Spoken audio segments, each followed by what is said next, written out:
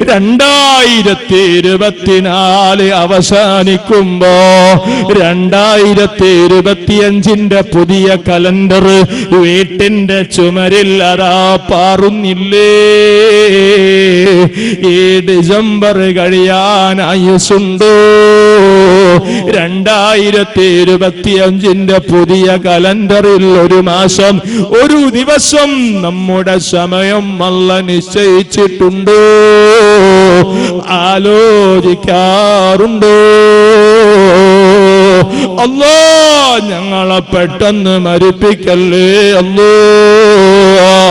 ഉമ്മമാരെ, നിങ്ങളെ പോലെ എല്ലാ ചൊവ്വാഴ്ചകളിലും നീണ്ട 4 വർഷക്കാലം ഈ വിനീതന്റെ ഖുർആൻ ക്ലാസ് കേട്ടിരുന്ന റാബിയ എന്ന് പേരുള്ള 38 വയസ്സുകാരിയായ ഒരു മഹദി കഴിഞ്ഞ ദിവസം എന്റെ നാട്ടിന്റെ പരിസരത്ത് വെച്ച് മരിച്ചുപോയി. ബ്ലഡ് വന്നതാ. അല്ലാ, ഒരാഴ്ചക്ക് മുമ്പ് അല്പം ബ്ലഡ് വന്നു, ബ്ലീഡിങ് സംഭവിച്ചു. ഡോക്ടർമാര് ടെസ്റ്റ് നടത്തി, ബ്ലഡില് ക്യാൻസറാ. അറിഞ്ഞിട്ട് 7 ദിവസം പൂർത്തിയായില്ലോ. 7ാമത്തെ ദിവസമായപ്പോ രാത്രി 10:30 സമയമായപ്പോ 38 വയസ്സുകാരിയായ മഹദി മരിച്ചുപോയി. മരണവീട്ടിൽ നിന്ന് യാസീനോദിയിട്ട് ഈ ഇരിക്കുന്ന തങ്ങളും ഞാനും എന്റെ മുതഅല്ലിമീങ്ങളും അതാ ദുആ ചെയ്ത് തിരിച്ചു പോരാൻ എഴുന്നേറ്റപ്പോ 10 വയസ്സുള്ള ചെറിയ മോന് വന്നിട്ട് അതാ എന്നെ അങ്ങ് കൂട്ടിപ്പിടിച്ചു. ഓ പൊന്നുമോന് തേങ്ങിക്കരയുന്നു. എനിക്കിനി ഉമ്മയില്ലല്ലോ, എന്റെ ഉമ്മ ഖബറിലായല്ലോ. ആ ചെറിയ പൊന്നുമോനെ കരച്ചില് കണ്ടപ്പോ ഞങ്ങളും കരഞ്ഞുപോയേ. ആ വേദന, ആ രംഗം മനസ്സിൽ നിന്ന് മറക്കാൻ കഴിയുന്നില്ലോ. അല്ലാഹു ആ മക്കൾക്ക് നല്ല ക്ഷമ കൊടുക്കട്ടെ. നമ്മുടെ മക്കൾക്ക് അങ്ങനൊരു അവസ്ഥ അല്ലാഹു വരുത്താതിരിക്കട്ടെ. മരണം കൂടെയുണ്ട്. അല്ലാഹു നിശ്ചയിച്ച സമയമാകുമ്പോ പോകലല്ലാതെ വേറെ വഴിയില്ല. എന്റെ കൂടെ ഒരു മുതഅല്ലിം പഠിക്കുന്ന കാലത്ത് നേരത്തെ പറഞ്ഞ മദനി ഉസ്താദിന്റെ ദർസിലുണ്ടായിരുന്നു. ഞങ്ങളൊക്കെ കെട്ടുന്ന തലപ്പാവിനേക്കാൾ വലിയൊരു കെട്ട് തലപ്പാവ് കെട്ടും ആ ചെറുപ്പക്കാരനായ മോൻ. ഞങ്ങൾ ഇടയ്ക്കിടയ്ക്ക് ഇങ്ങനെ കളിയാക്കും. അപ്പൊ ഒരു ദിവസം ഞങ്ങൾ ചോദിച്ചു, സത്യം പറ, നീ എന്തിനാ ഇത്രയും വലിയ തലപ്പാവ് കെട്ടുന്നത്? ആ സമയത്ത് ചിന്തിപ്പിക്കുന്ന മറുപടിയാ ആ പൊന്നുമോനായ മുതഅല്ലിം ഞങ്ങളോട് പറഞ്ഞത്. എപ്പോൾ മരിക്കുമെന്നറിയില്ല, എവിടെ വെച്ച് മരണം സംഭവിക്കുന്നറിയില്ല. എപ്പോൾ മരിച്ചാലും എൻ്റെ ശരീരം ഉടാനുള്ള കഫംബുടാ ഞാൻ കൊണ്ടു നടക്കുകയാണ്. നിസ്കാരത്തിൽ ഒരുപാട് തലമറച്ച ഈ കഫംബുട കൊണ്ട്, ഈ തുണി കൊണ്ട് എൻ്റെ ശരീരം പൊതിഞ്ഞാൽ അതൊരു ബറക്കത്തുള്ള തുണിയാകുമല്ലോ. ഖബറിൽ അത് വലിയ രക്ഷയാകുമല്ലോ. ഉമ്മമാരെ, ഉപ്പമാരെ, സുഹൃത്തുക്കളെ, വരൂ, മരണമൊന്ന് ചിന്തിക്കൂ. ചെറുപ്പക്കാരെ, വികൃതികേടുകൾ അവസാനിപ്പിക്കൂ. ധിക്കാരമൊന്ന് നിർത്തിവെക്കൂ. പടച്ച റബ്ബിന്റെ മുമ്പിൽ ഒന്ന് വിനയം കാണിക്കൂ. അതാ നിന്റെ ഖൽബിന്റെ അകത്തേക്ക് മരണമൊന്ന് ചിന്തിക്കൂ. ശിഷ്ടകാലം ചുരുങ്ങിയ വയസ്സല്ലേ ജീവിതമുള്ളൂ. ഒന്ന് നന്നായി ജീവിക്കാൻ ഉത്സാഹിക്കൂ. അൽഹംദുലില്ലാഹ്, ഈ ആഴ്ചയിൽ വലിയൊരു സന്തോഷത്തിന്റെ മുഹൂർത്തമുണ്ടായി. എൻ്റെ നാട്ടുകാരനായ ഒരു അമുസ്ലിം സഹോദരൻ അതാ വിദേശത്ത് പോയി വന്നതായിരുന്നു. ഞാൻ കൈപിടിച്ചു. സംസാരിച്ചപ്പോൾ ആ ചെറുപ്പക്കാരൻ പറഞ്ഞു, ഉസ്താദേ അസ്സലാമു അലൈക്കും. ഞാൻ കരുതി ഗൾഫിൽ ചെന്നപ്പോ അറബികളെയൊക്കെ കണ്ട് അറബി പഠിച്ച് മുസ്ലിമീങ്ങളുടെ സംസ്കാരം പഠിച്ചതുകൊണ്ട് സലാം പറയുകയാണെന്ന്. ഉടനെ എന്നോട് ആ ചെറുപ്പക്കാരൻ പറഞ്ഞു, അൽഹംദുലില്ലാഹ്, ഞാൻ അല്ലാഹുവിന്റെ വേണ്ടുത കൊണ്ട് തൗഫീഖ് കൊണ്ട് ഇസ്ലാം സ്വീകരിച്ചിട്ടുണ്ട്. എൻ്റെ പേര് മുഹമ്മദ് അലി എന്നാണ്. നിങ്ങൾ ആലോചിച്ചു നോക്ക് ചെറുപ്പക്കാരെ, അല്ലാഹു സുബ്ഹാനഹു വ തആല പ്രസവിക്കപ്പെട്ട സമയത്ത് തന്നെ നമുക്ക് ഈ മതത്തിന്റെ വാക്കാവാൻ അവസരം തന്നല്ലോ. അത് വലിയ ഭാഗ്യമല്ലേ? ഈ ഭാഗ്യം അല്ലാഹുവിന് ശുക്ർ ചെയ്ത് അവൻ പറഞ്ഞതനുസരിച്ച് ജീവിച്ച് നമ്മൾ അല്ലാഹുവിന് നന്ദിയുള്ള അടിമകളായി ഉപയോഗപ്പെടുത്തണം. അല്ലാഹു തൗഫീഖ് ചെയ്യട്ടെ. അല്ലാഹു തൗഫീഖ് ചെയ്യട്ടെ. അല്ലാഹു തൗഫീഖ് ചെയ്യട്ടെ. അൽ മുസ്ലിം, ആരാണ് യഥാർത്ഥ മുസ്ലിം? മൻ സലിമൻ നാസു മിൻ ലിസാനിഹി വയദിഹി, സ്വന്തം നാവുന്നും കയ്യുന്നും ലോകത്തുള്ള മനുഷ്യരെല്ലാവരും രക്ഷപ്പെടണം. അവനാണ് മുസ്ലിം എന്ന് മുഹമ്മദ് മുസ്തഫ. കേവലം നിസ്കാരത്തിൽ മാത്രം ഇസ്ലാം പൂർണ്ണാവൂല. അയൽവാസിയോട് മാന്യമായി പെരുമാറണം. സഹജീവിയോട് സ്നേഹത്തോടെ വർത്തിക്കണം. അക്കിരിം ജാറക വലൗകാന കാഫിറ, നിന്റെ അയൽവക്കത്ത് താമസിക്കുന്നത് മുസ്ലിമല്ല എന്ന് കരുതി അവനോട് നിങ്ങൾ ക്രൂരതയോടെ പെരുമാറരുത്. നിന്റെ വീട്ടുവളപ്പിൽ നിർമ്മിക്കുന്ന സെപ്റ്റിക് ടാങ്ക് അല്ലെങ്കിൽ വേസ്റ്റിന്റെ ആ ടാങ്ക് നിർമ്മിക്കുന്നത് അയൽവാസിയുടെ ശുദ്ധജലം ഉപയോഗിക്കുന്ന കിണറിനോട് അടുപ്പിച്ച് നീ ആ ടാങ്ക് നിർമ്മിക്കരുത് എന്ന് പഠിപ്പിച്ച മതമാണ് ഇസ്ലാം. ഈ സുന്ദരമായ മതത്തിന്റെ വാക്താവാൻ കഴിഞ്ഞിട്ട് എങ്ങനെ ഒരു ഭീകരവാദിയുടെയും തീവ്രവാദിയുടെയും കൂടെ നടക്കാൻ കഴിയുന്നത്? സുന്നത്ത് ജമാഅത്ത് അംഗീകരിച്ച് ജീവിക്കുക. നമ്മുടെ മതപണ്ഡിതന്മാർ എന്താണോ പറയുന്നത് അവിടെ നിൽക്കുക.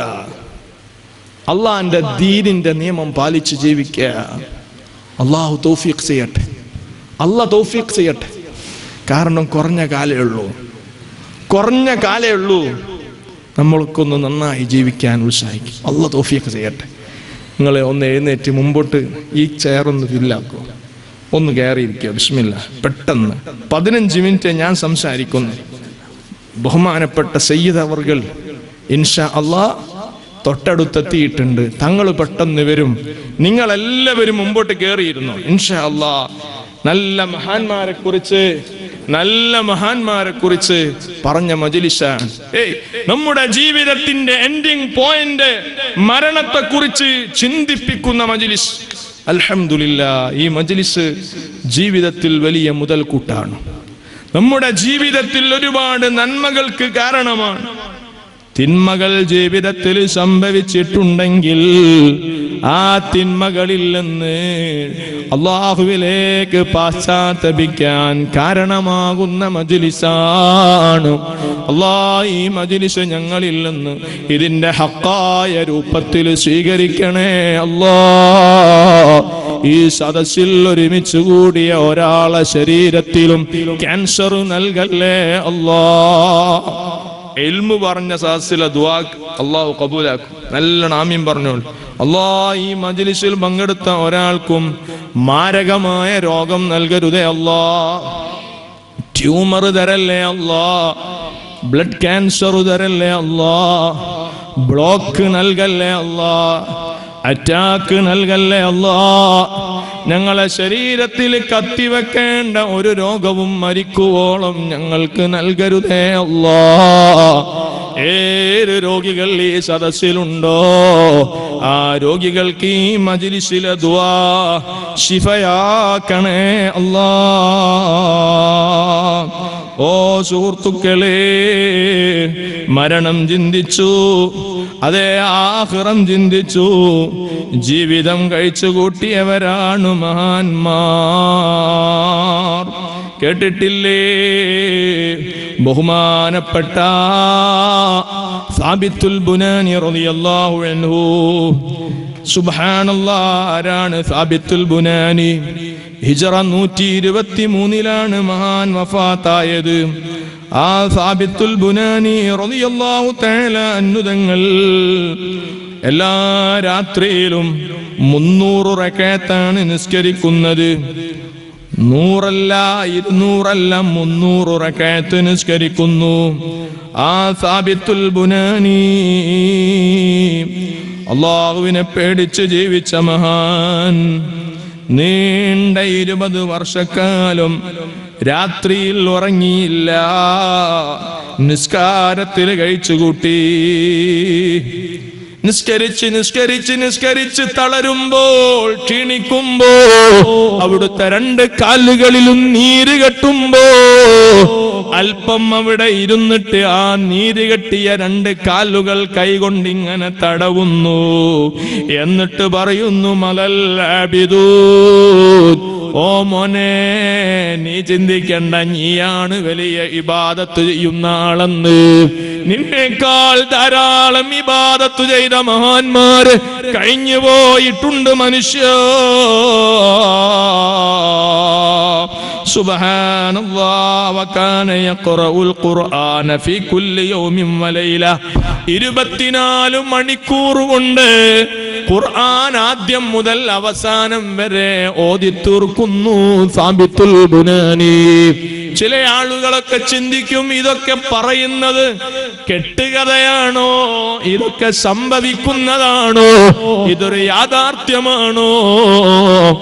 ജീവിതത്തിൽ വലിയ പ്രയാസങ്ങൾ നേരിട്ടാൽ നമ്മുടെ ജീവിതത്തിലും നമുക്ക് അനുഭവിക്കാൻ കഴിയും. അങ്ങനെയാണ്, മനസ്സിലായില്ല പറഞ്ഞത്?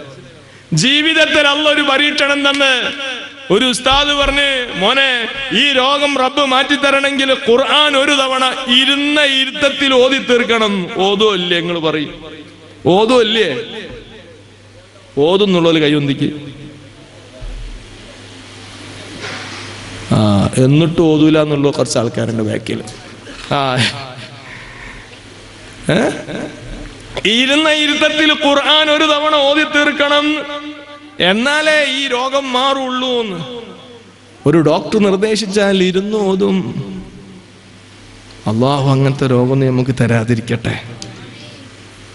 സുബ്ഹാനല്ലാഹ്, എന്റെ ജീവിതത്തിൽ ചെറിയൊരു പരീക്ഷണം ഉണ്ടായി. സുബ്ഹാനല്ലാഹ്, പരീക്ഷണം ഇപ്പോൾ എന്താണെന്ന് നിങ്ങളെ മുമ്പിൽ പറയുന്നില്ല. ഒരു തവണ ഖുർആൻ ഖത്മ് ഓതി തീർക്കണമെന്ന് തീരുമാനിച്ചു. സിഎം വലിയുള്ളാഹിയുടെ മഖാമിൽ ചെന്നിരുന്നു.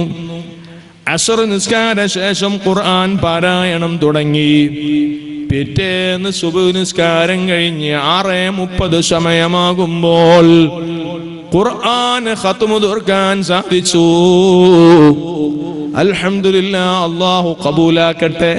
ഞാനിത് പറഞ്ഞത് എന്റെ അനുഭവം പറയുമ്പോൾ നിങ്ങൾക്കത് വിശ്വാസത്തിലെടുക്കാൻ കഴിയുമല്ലോ എന്നതുകൊണ്ടാണ്. ഓ മുഅ്മിനീങ്ങളെ, മഹാന്മാരെങ്ങനെയാണ് 24 മണിക്കൂറിനുള്ളിൽ ഒരു ഖത്മ് ഓതി വിചാരിച്ചാൽ നമുക്കും കഴിയും. ഖുർആൻ കുറഞ്ഞ സമയം കൊണ്ട് ധാരാളം ഓതി തീർക്കാൻ കഴിയുന്ന ഒരു അമാനുഷികതയുള്ള ഗ്രന്ഥമാണ്. സുബ്ഹാനല്ലാഹ്, ഇന്നും ഖുർആൻ ലോകത്തിന്റെ മുന്നിൽ നിലനിൽക്കുകയാണ്. ആ ഖുർആൻ അവതരിപ്പിക്കപ്പെട്ട അന്ന് മുതൽ ഇന്ന് വരെ ഒരു പുള്ളിക്ക് വ്യത്യാസമില്ലാതെ, ഒരു അക്ഷരത്തിനു മാറ്റമില്ലാതെ നിലകൊള്ളുകയാണ്. ആ ഖുർആനിന്റെ വെല്ലുവിളിയെ സ്വീകരിക്കാൻ ഒരു മതനിരാസത്തിന്റെയും കക്ഷികൾക്ക് കഴിഞ്ഞില്ല. ഇന്ന് പരിഹസിക്കുന്ന കാലമാണ്, മതത്തിന്റെ അലിമീങ്ങളെ ട്രോളുന്ന കാലമാണ്. സുബ്ഹാനല്ലാഹ്, നമ്മുടെ മക്കൾ കോമഡികൾ കേട്ടിട്ട് മതവിരോധികളുടെ ചില വാചകങ്ങൾ കേട്ടിട്ട് ഈമാൻ ചോർന്നു പോകുന്ന കാലമാണ്. അങ്ങനെയുള്ള കോമഡികളൊന്നും കേൾക്കാൻ പോകണ്ട. ശാഫിഈ ഇമാമിനെ പോലത്തെ ഒരു ബുദ്ധിശാലിയെ നിങ്ങളെ ഇസത്തിന്റെ ഒരു നേതൃത്വത്തിൽ കാണിച്ചു തരാൻ കഴിയുമോ എന്നൊരൊറ്റ വെല്ലുവിളി മതി. ആരാണ് ശാഫിഈ ഇമാം? 7-ാം വയസ്സിൽ ഖുർആൻ മനപ്പാടാക്കിയ മഹാൻ. സുബ്ഹാനല്ലാഹ്, ലക്ഷക്കണക്കിന് ഹദീസുകൾ മനപ്പാടമുള്ള മഹാൻ. ഒരാൾ ശാഫിഈ ഇമാമിന്റെ മുന്നിലെത്തിയാൽ ഈ മനുഷ്യൻ ഏത് നാട്ടുകാരനാണ്, ഏത് ഭാഷക്കാരനാണ്, ഇയാളുടെ ജോബ് എന്താണ്, മുഖത്തു നോക്കിയിട്ട് ഇൽമുൽ ഫിറാസ, അതിൽ വലിയ കഴിവുള്ള മഹാൻ, വലിയ അഗ്രേസര ബുദ്ധിമാൻ. ആ ഇമാം ശാഫിഈ ഇമാമാണ്. ആ മദ്ഹബിന്റെ അനുയായികളാ നമ്മള്. അങ്ങനെയുള്ള പടുകൂറ്റൻ ബുദ്ധിശാലികൾ ജീവിച്ചു പോയ മതമാണ് അൽ ഇസ്ലാം. അല്പജ്ഞാനികൾ വന്ന് എന്തെങ്കിലും ഒരു ട്രോൾ അടിച്ചാൽ നമ്മുടെ ഈമാനിന് കുറവ് സംഭവിച്ചു പോകരുത്.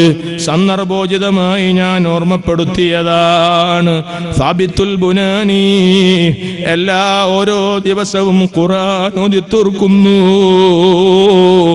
അനസ് ഇബ്നു മാലിക് റളിയല്ലാഹു അൻഹു ഒരു തവണ സാബിത്തുൽ ബുനാനി തങ്ങളെ കണ്ടപ്പം ചോദിച്ചു, മാ അശ്ബഹ ഐനൈ ബിഐനൈ റസൂലില്ലാഹ്. ഓ സാബിത്തേ, നിങ്ങളെ കണ്ണുകൾ കാണുമ്പോ അല്ലാഹുവിന്റെ റസൂലിന്റെ കണ്ണിന് വലിയ സാദൃശ്യമുണ്ടല്ലോ.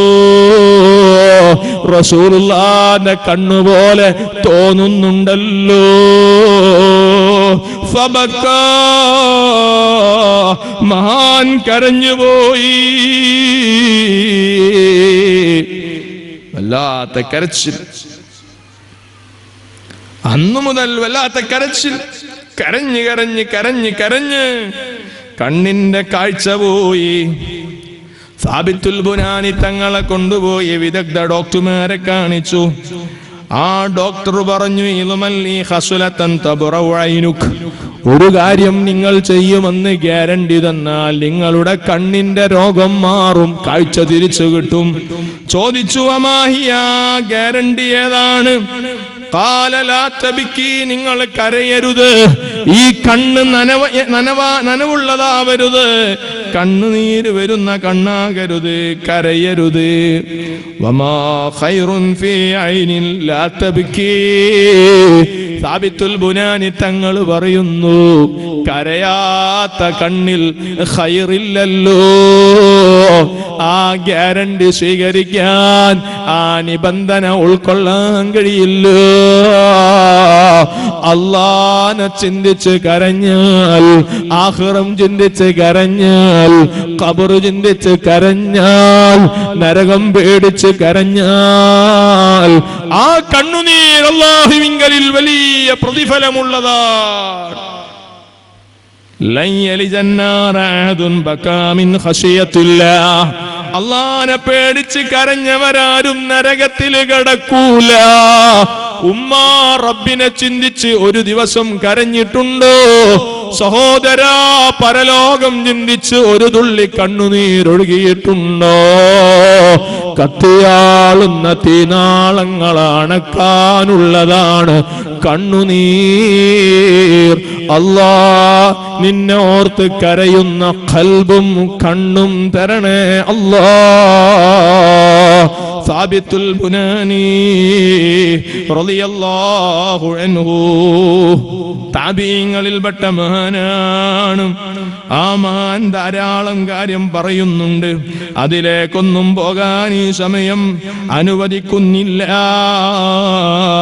അതേ മഹാൻ പറയുന്നു, മാ ശൈഉൻ അജിദുഹു ഫീ ഖൽബി അലദ്ദു ഇൻദി മിൻ ഖിയാമിൽ ലൈൽ. എന്റെ ജീവിതത്തിൽ എനിക്ക് ഏറ്റവും സന്തോഷമുള്ള സമയം ഏതാണെന്നറിയോ? രാത്രിയിലുള്ള ഖിയാമുൽ ലൈൽ തഹജ്ജുദ് നിസ്കാരമാണ്.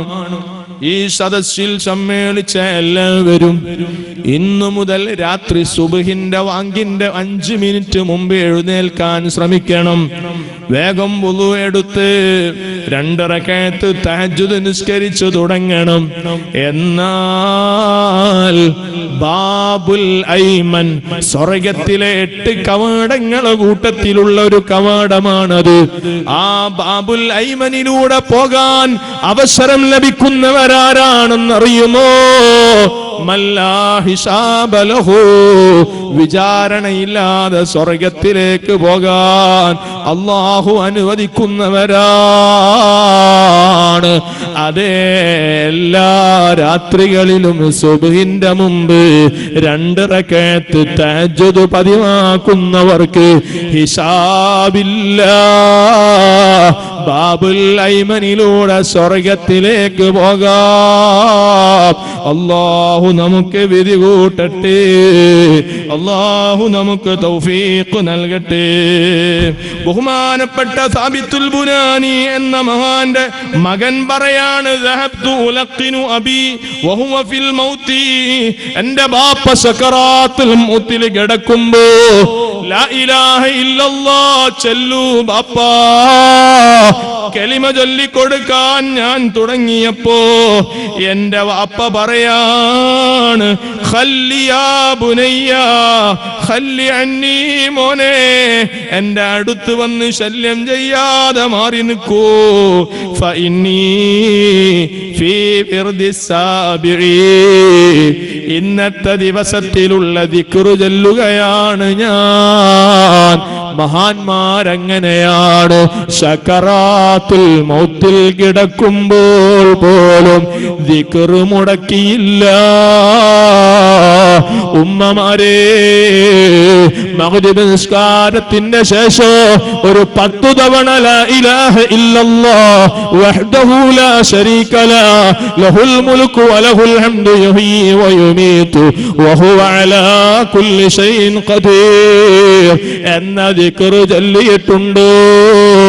ഒരു 7 തവണ അല്ലാഹുമ്മ അജിർനി മിനന്നാർ എന്ന ദിക്റ് ചൊല്ലിയിട്ടുണ്ടോ? ഈ ദിക്റ് ഇന്ന് മഗ്രിബിന് ശേഷം ചൊല്ലിയവരുണ്ടെങ്കിൽ നാളെ സുബ്ഹിന്റെ മുമ്പ് അവര് മരിച്ചുപോയാൽ അവര് ശുഹദാക്കളെ കൂടെ സ്വർഗത്തിലാ, പാപം പൊറുക്കപ്പെട്ടവരാ, അവരെ അവസാനം നന്നായി മരിക്കുന്നതാ. പറയുന്നവരാ ലോകത്തിന്റെ നേതാ മുഹമ്മദുർ റസൂലുള്ളാഹ് സ്വല്ലല്ലാഹു അലൈഹി വസല്ലം. സുബ്ഹിന്റെ ശേഷവും ഈ 2 ദിക്റ്, ആദ്യത്തെ ദിക്റ് 10ഉം രണ്ടാമത്തെ ദിക്റ് 7 തവണയും ചൊല്ലിയാൽ അന്ന് മഗ്രിബിന് മുമ്പ് മരണപ്പെട്ടാൽ അയാൾ സ്വർഗത്തിലേക്ക് പോകുമെന്ന് മുഹമ്മദ് മുസ്തഫ സല്ലല്ലാഹു അലൈഹി വസല്ലം. ദിക്റിൽ നമ്മൾ പിറകോട്ട് പോയാൽ വലിയ നഷ്ടമാണ് നമുക്ക്. ഏത് സമയത്തും ദിക്റ് ചൊല്ലണം. അറബ് കണ്ടില്ലേ, അറബികൾ ബാപ്പ മരിച്ചു എന്ന് പറഞ്ഞാൽ ഇന്നാ ലില്ലാഹി അൽഹംദുലില്ലാഹ്. നമ്മളോ മരിച്ചു എന്ന് പറഞ്ഞിട്ട് നമ്മൾ വെപ്രാളം കൊണ്ട് ബേജാറാകും.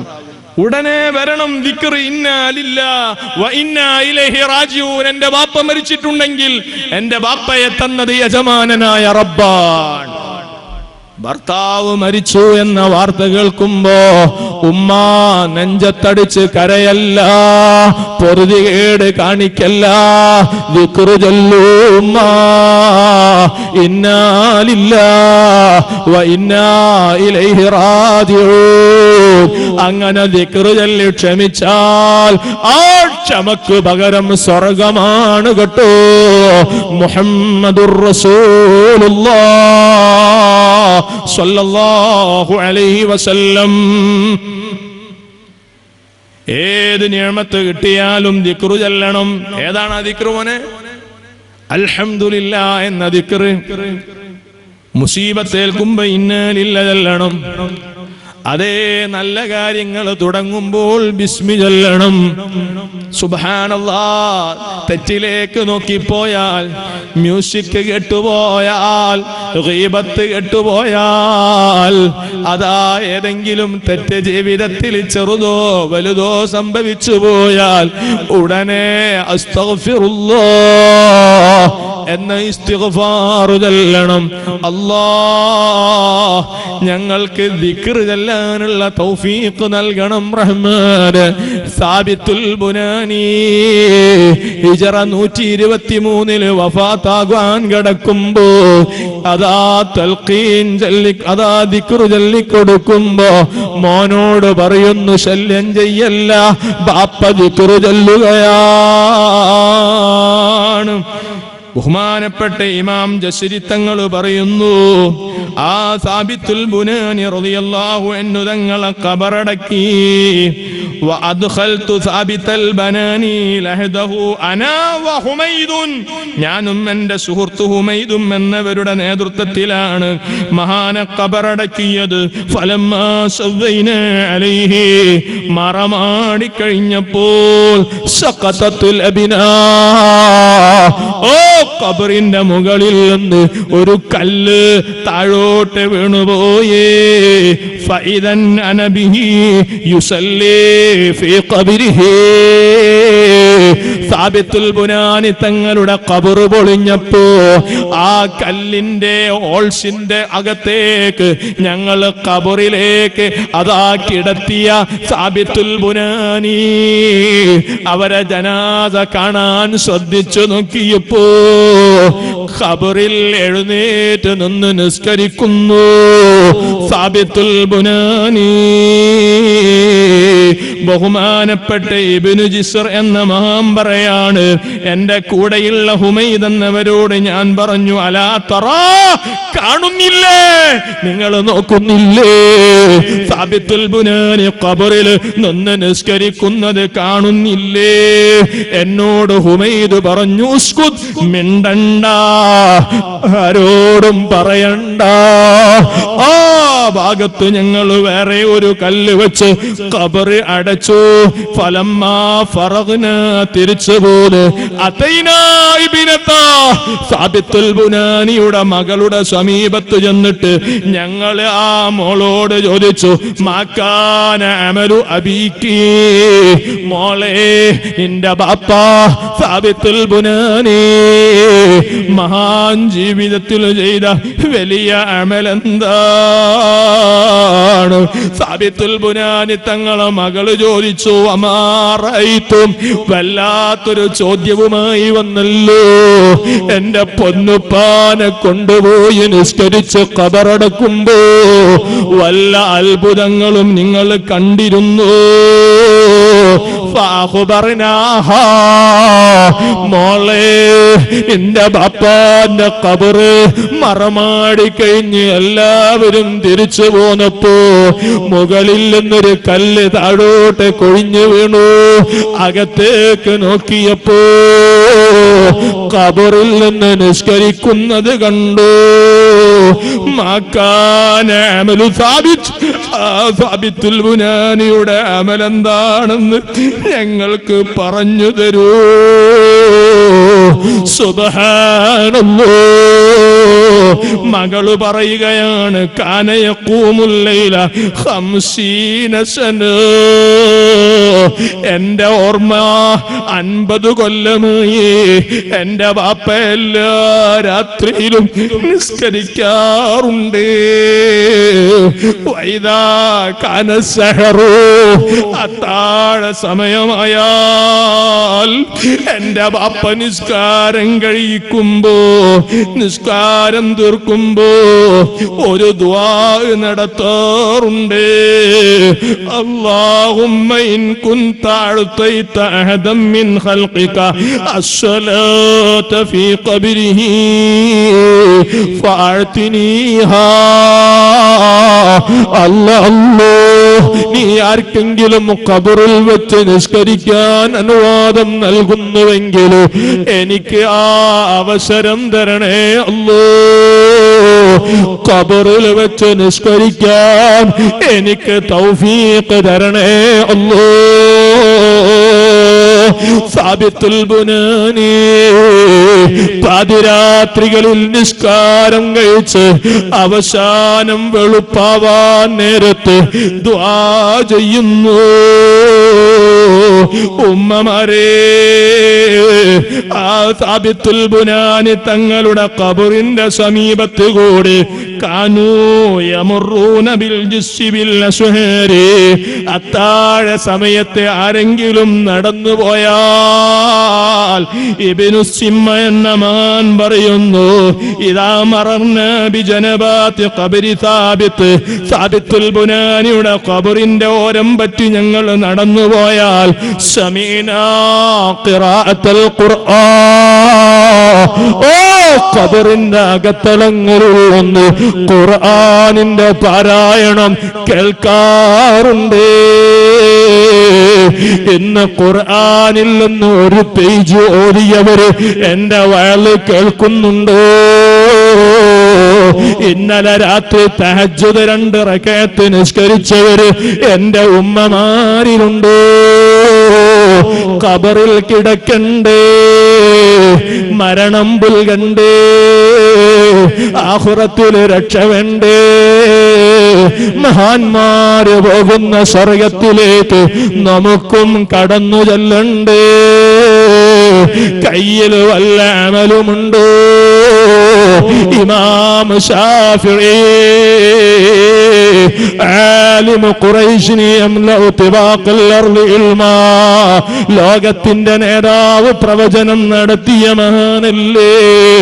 ആ ഇമാം ശാഫിഈ തങ്ങൾ വഫാത്തായതിനു ശേഷം അവിടുത്തെ ശിഷ്യന് സ്വപ്നത്തിൽ ദർശിച്ചപ്പോ പറഞ്ഞതെന്താ?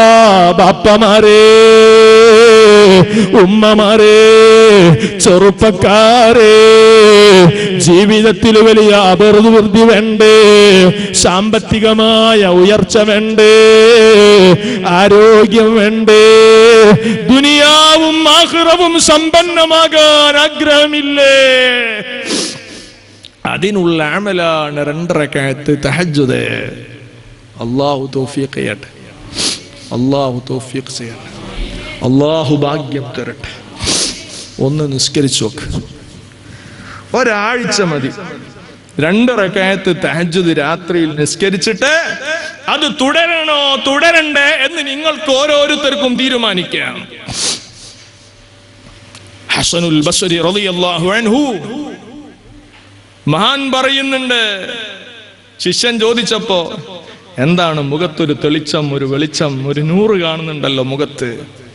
ഹസനുൽ ബസ്രി തങ്ങൾ പറഞ്ഞു, ജനങ്ങളൊക്കെ ഉറങ്ങുമ്പോ അള്ളാഹുവിന്റെ മുമ്പിൽ സുജൂദിൽ വീണപ്പോ അള്ളാഹു തന്ന നൂറാണത്. നമ്മളെ ഖൽബിന് നല്ല നൂറുണ്ടാകും, നമ്മുടെ മുഖത്ത് നല്ല നൂറുണ്ടാകും. നമ്മൾ കൈവക്കുന്ന എല്ലാ പദ്ധതികളിലും അല്ലാഹ് ബറക്കത്ത് തരും.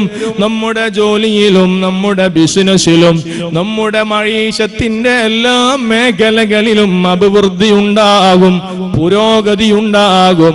അതുകൊണ്ട് 2 റക്അത്ത് പാതിരാത്രികളിൽ മറക്കാതെ നഷ്ടപ്പെടാതെ നിസ്കരിക്കൂ.